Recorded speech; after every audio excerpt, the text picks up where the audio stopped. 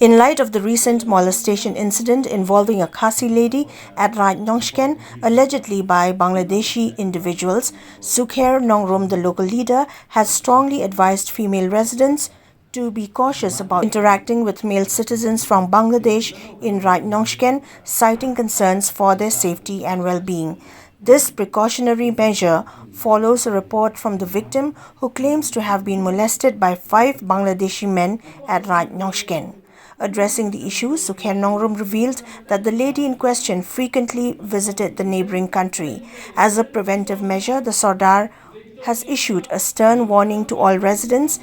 emphasizing that penalties will be imposed on those who facilitate the entry of foreigners into the 7 Dorbar areas falling under Raid Nongshken, which is part of the Kairim province. Kimla mancia namba kini kibora bansurung kundu bansusa ta oman pokara nama kene kalong oma lada kim iu te kim tip lano kalong invalid itu ka jingsa jung stas po India so ngalam ki ken kai kasi kim de ki ken thai khata ni kini ke dei kirang basnong ki bantak kele kata kin pha ki volunteer ban panya kha kin pha ki volunteer ban pen bat ka kam jong kinong sicha haba kila kem ya kita kibri la ha kalong ha kanu kedoro ki kem ha kem bro arlian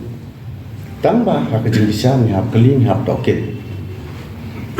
bu bale tam bale dunan waslang hanta kedi kebor sangi kum kebor sicha pa ngit pe bin klem da sha liang ya no nama ka kamram jong kinong saslam kadai bakin pentip syakibor yang kesnong ngan soal sai fi dia kano jingjia sabaki lek la sabri sipsa kin pentip swa sak kulit na kin pentip swa sak snong tede kata teng bagi pe ak sosial media ni pe ho ni i kata ke jing so ela te kato hi kalong kasaki yang ni bangin sim ban take action ban sim ya kano action rengkat ke jing song lang song kat yang kiri orang ba lah kalong hakuna audi ban imbu ye kendon cuki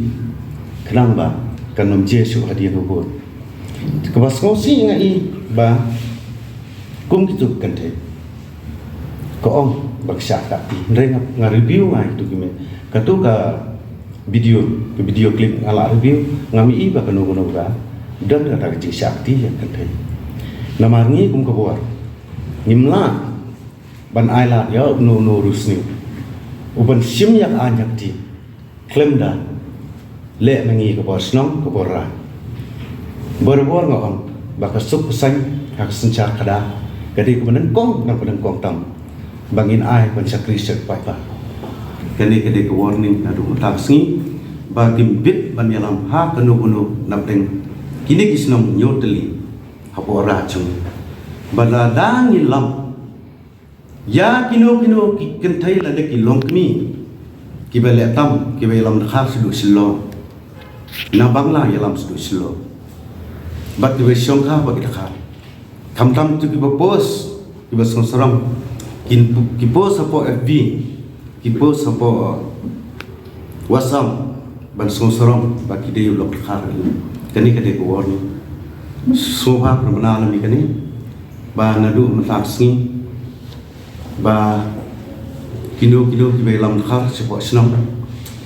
di nginle ko dang kam na kalian jokara nginle jo bosna ba imla an ma kami kini ba daan ai kang sabisa lagi